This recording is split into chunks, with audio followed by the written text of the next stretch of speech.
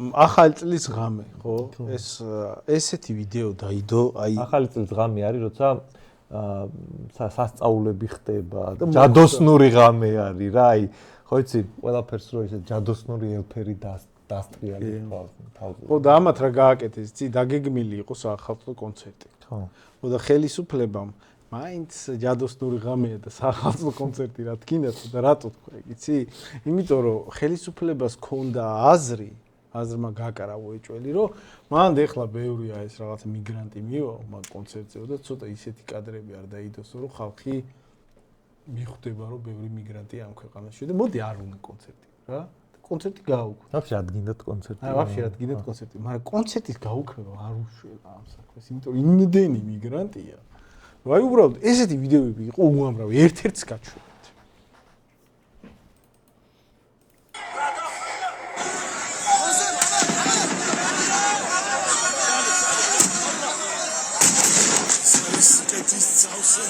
ქალაქ პრომეტი არაქართველია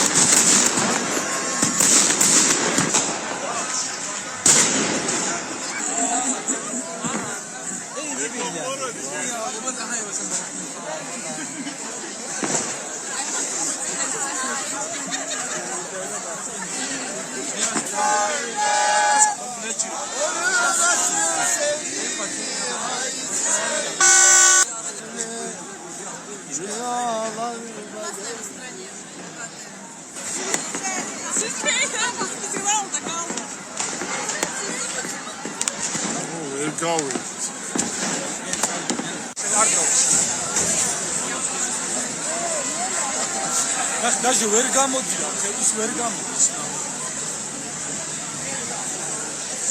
არ შეშვება, ხო გარეთ. ოპა.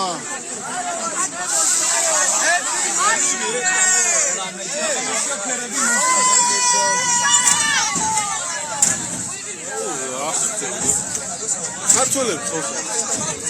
აუ, ვიმიხარია.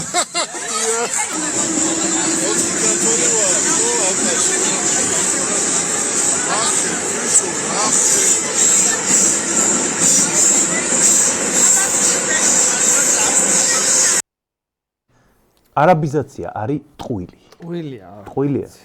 ესე ყველანი ტურისტები არის. ვიცი ასე ვაპრავდით. აი ესე ყველანი ტურისტები არის და კიდე მაგარი გაправება რა იყო, იცი? ბიჭო, აი მოდი, ერთი წამი რა. მხოლოდ სუფრასთან ხვდებიან ახალ წელს და იმიტომ არა იყვნენ მან. რა ვიცი, 10 წლის წინ რუსთაველზე ძალიან ბევრი ქართველი იყო ხოლმე. ერთი წამი რა, აი ესენი ტურისტები არიანზე. აი მოდი ჩავთვალოთ, კაი, ტურისტები არის. აი გარეთ გამომდივარ და აი ტურისტი რას ნიშნავს? იცი რომ აი ეს რო აი კონკრეტულ ამას რო ხედავ, ეს ცოტა ხანში წავა. მაგრამ თუ სიტუაცია ის არის რომ აი ამის მას სხვა შემოდა, ამის მას სხვა შევდა, ვაფშე საბოლოო ჯამში მასა ესენი არიან უკვე ამდენი. რაღაცა კონკრეტულ ერთ ტიპზე კი არა მაქვს მე მან სწორება რომ აი ვაიმე დედა ეს აქ. ანუ ეს მასა აქ რაღაც კრიტიკულ ზღვას უახლოვდება. აი ხა რამდენი ჩამოდის, რამდენი მიდის, რამდენი როტაციას განიცდის მან. ბიჭო, გარეთ გადიხარ ამ სურათს უყურებ. ეხა მე მანდ ის ვარ კვიო რომელი სტუდენტია მანდ, რომელი ტურისტი არის და რომელი არალეგალი მიგრანტი. არა აქვს მნიშვნელობა. ვაფშე არ მაინტერესებს. არა აქვს მნიშვნელობა. ნიშნობა აქვს იმას, რომ ქუჩაში სურათი იცვლება. მაგას აქვს მნიშვნელობა.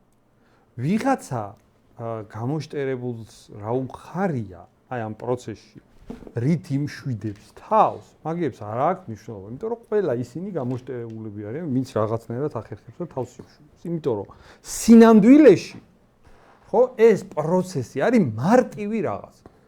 აი ჩვეულებრივად ამ ქვეყანაში მოსახლეობა აი ქუჩაში, მაცხოვრებელ ადგილებზე ხო ქართველების რაოდენობა კლებულობს იმასთან შედარებით, რაც არის არა ქართველი. მათი რაოდენობა იმატებს. ეგ არის ფაქტი.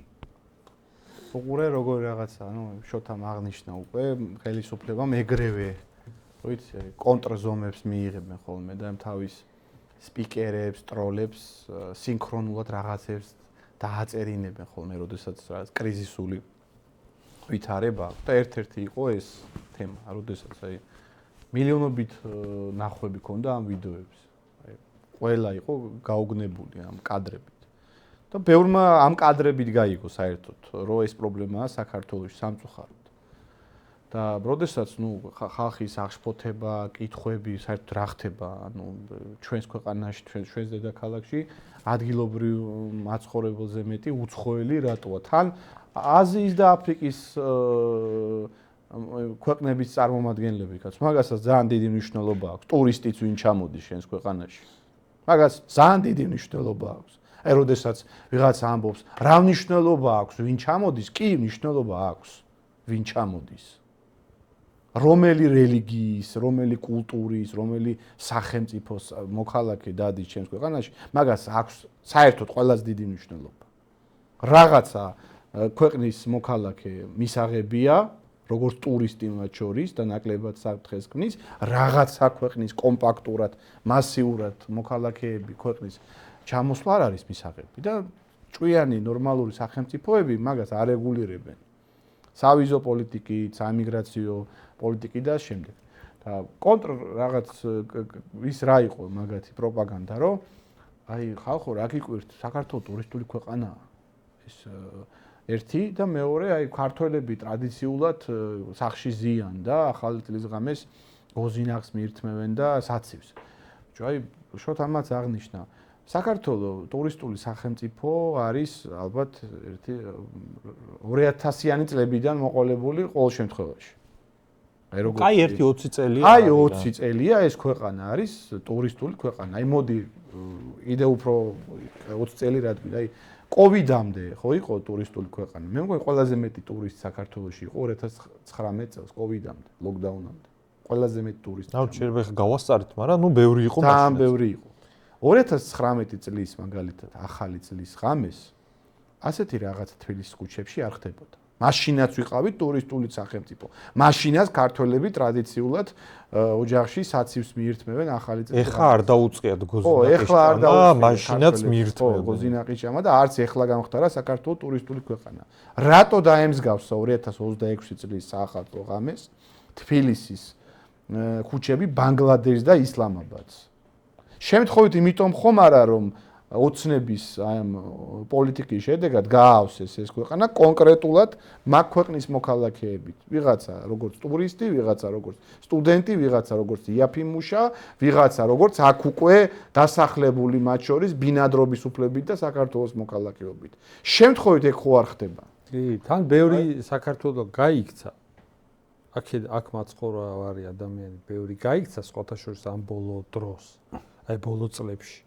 მასიურად გარბიან ქართველები და ჩამოსახლება მასიურად მიმდინარეობს. მე რა მინდა იცი? კი ბატონო, რა თქმა უნდა, ეგ არის სწორი პოზიცია, რომ ხო თუ გარეთ სურათი იცვლება, დიდი მნიშვნელობა არ აქვს. თუ სტაბილური სურათი ეთნიკური სხვა არის, ეს ჯამურად რა мотиваციით არის ჩამოსული, თუ აქ ცხოვრობენ ფაქტიურად და უმრავლესობა ისინი არიან, დიდი მნიშვნელობა არ აქვს, მაგრამ მე მაინც მინდა ეხლა რაღაც არალოგიკურობებს პასუხი გავცე ეხლა. პირველი ეხლა ვიღაცა რო იძახის, რომ იცით რა, ქართველებს იმიტომ ვერ ხედავ, რომ ქართველები სახში ზიან და სახში ხდებიან ახალწელს და მაშინ რა ქვია, ეიფელის კოშკთანაც უცხოელებს ნახავ მხოლოდ, ფრანგები არ ხვდები, ხო?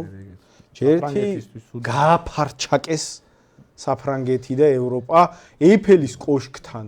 პარიზზე როგორც დონალდ ტრამპმა თქვა, საკმაოდ სწორად პარიზი შითოლად გადააქციეს მიგრანტებმა და არ არის ეგ კარგი მაგალითი. ხო და პარიზი იქნება, ბერლინი იქნება, ლონდონი იქნება თუ მთელი ევროპის ქალაქები გააფარჩაკეს იქაურები და მაგალითი რომ იქ ნახეთ სულ უცხოელები არიან და ხალხო დამშვიდით ევროპულად მიდის ყველაფერი, ეგ ძალიან მაგალითია. ეგ ევროპულად თუ მიდის მიგრაცია ძალიან ცუდად ამბავში ვართ ესე იგი. მეორეც კაცო აგერ რა ვიცი ხო აქ მაცხოვარი ხალხი უყურებს ახლა გადაცემას 10 წლის წინ რუსთაველზე რამდენი ქართველი იყო კი ბატონო ტრადიციულად როგორც წესი სახში ხვდებიან როგორც წესი ქართველები მაგრამ ბევრი გადიოდა და რუსთაველზეც ხვდებოდა ხო და რუსთაველზე ხალხმრავლობა იყო ხოლმე ქართველების ხალხმრავლობა იყო სად გაქრენ ქართველები ეხლა რომლებიც ქუჩაში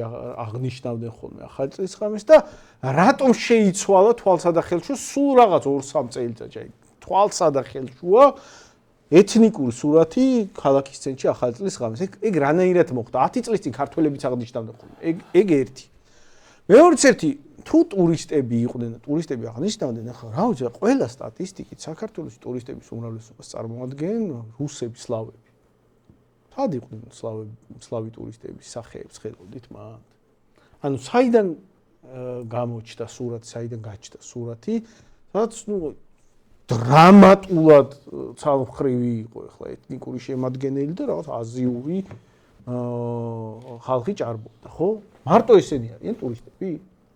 აზრი რომ ტურისტები აღნიშნავენ მხოლოდ ქუჩაში, მან ნიშნავს რომ ძალიან ბევრი სხვა წარმომავლობის ტურისტიც უნდა ყოფილიყო, რაც მანამდე იყო ხოლმე. პოლონელები, მაგრამ რაღაც ისეთ პრობლემასთან ხო არა გვაქვს საქმე, მათ შორის მასიურად აზიური ტურისტების შემოდინება ხო არ აფრთხობს მაგალითად სხვა ქვეყნებიდან ტურისტების შემოდინებასაც მათ შორის. რა თქმა უნდა, ეგეც. და მათ შორის აი იმ არგუმენტზე, რომ იცით რა, ეგ ტურისტები არიან.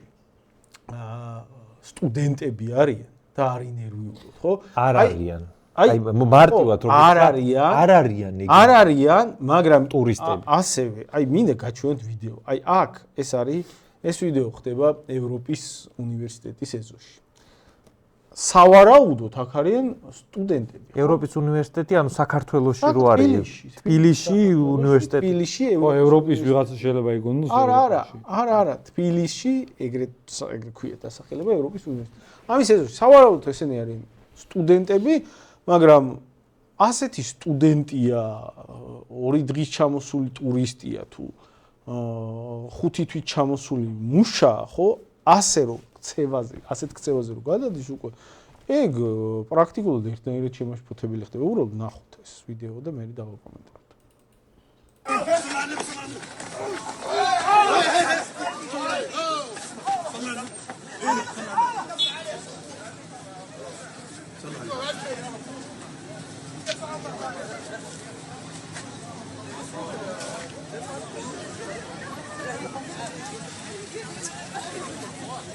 Did you see how we think I enjoy? See, there are things. Not. ანუ გინდა ოცნების გაправება გითხრა? რა მოხდა ეხა ბიჭებმა იჩხუბეს კაცო რა ყველაფერს კუნძ გამოაბა. არ ინერვიულოთ სტუდენტები არის. რავი, თავპის თუ ალეწავენ აქ ხალხს და რავი, ჩხუბები მიდის, თავპირის წრევა მიდის. არ ინერვიულოთ სტუდენტები არიან, ძალიან ცუდი გაправება. მე მოდი საიდან დავწყეთ? მე რაზე უნერვიულობ უფრო ისი? ბოდიში თან აქ ამ უნივერსიტეტში, როგორც გითხეს, ვინც ეს ვიდეო მოგვაწოდა. ძალიან ხშირია ასეთი ფაქტები თურმე. ჩხუბები, სხვა კანონდარღვევები, როგორც ხმები ვრცელდება, მათ შორის ნარკოდანაშაულია ძალიან ხშირი და არ ინერვიულო სტუდენტები არიან, როგორც ნარკოდანაშაულში არიან პარალელურად ჩართულები, საერთოდ სტუდენტობა მიგრაციის ერთ-ერთი მთავარი მექანიზმია. მან რა არის მნიშვნელოვანი? ვიღაცამ თუ არა რას ნერვიულობ, უბრალოდ იჩხუბს.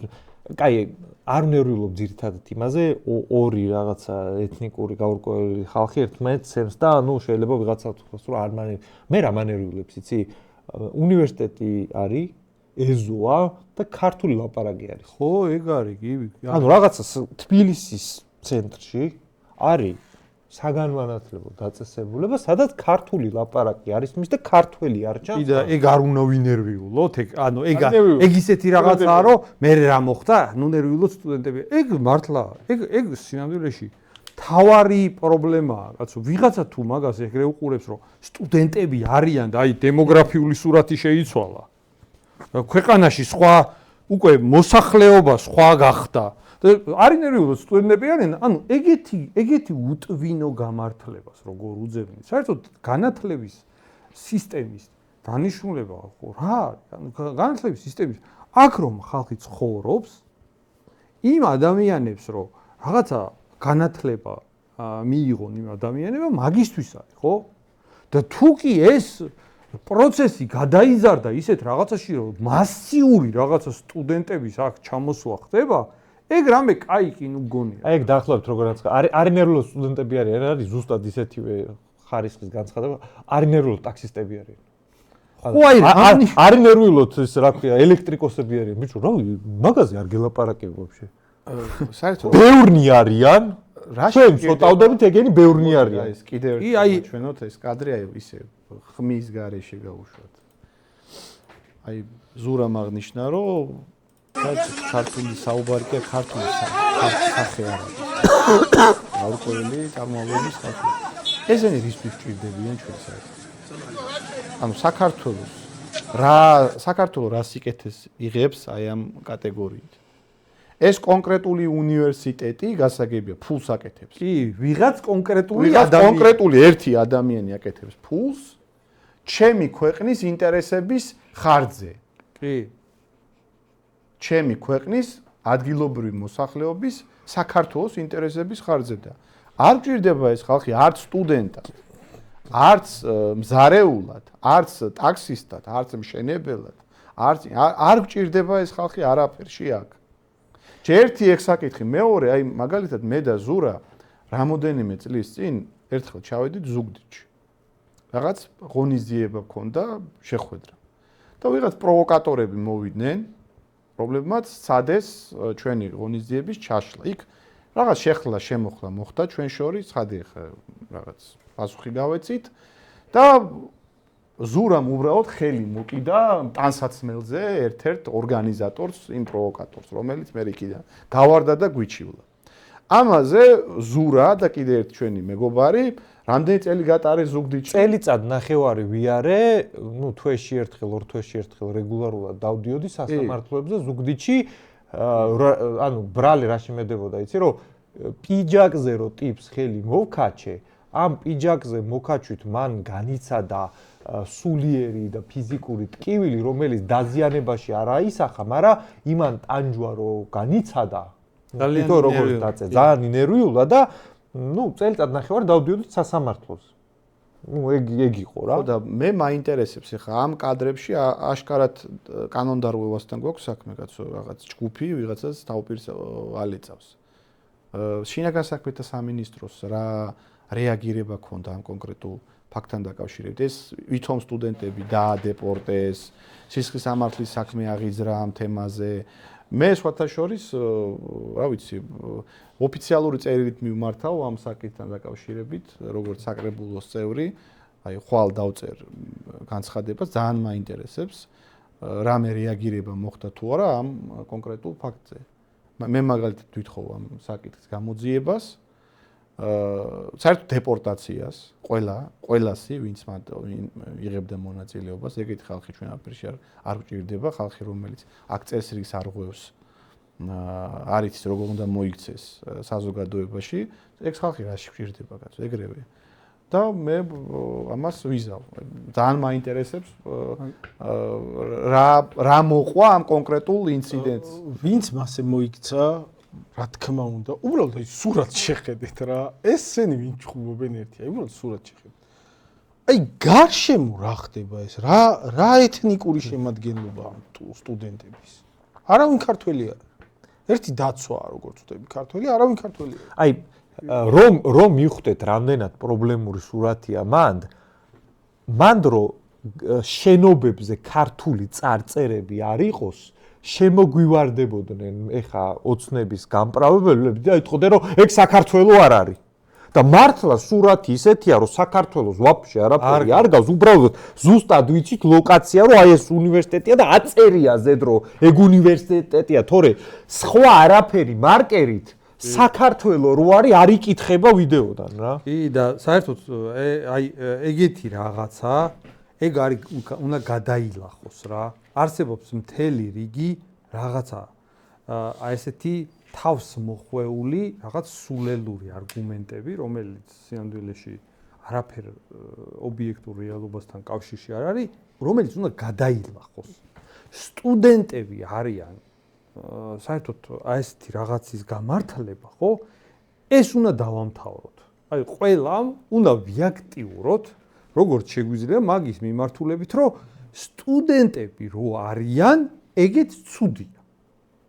მაგას ნუ გაუტარებთ, ნუ რა ვის, რომ აი საკითხი ისე დგას, რომ ნუ ნერვიულობს სტუდენტები არიან, სტუდენტებიც რო არიან, ეგეც ცუდია. და ზოგადად აი რა არის გადასალახი რა?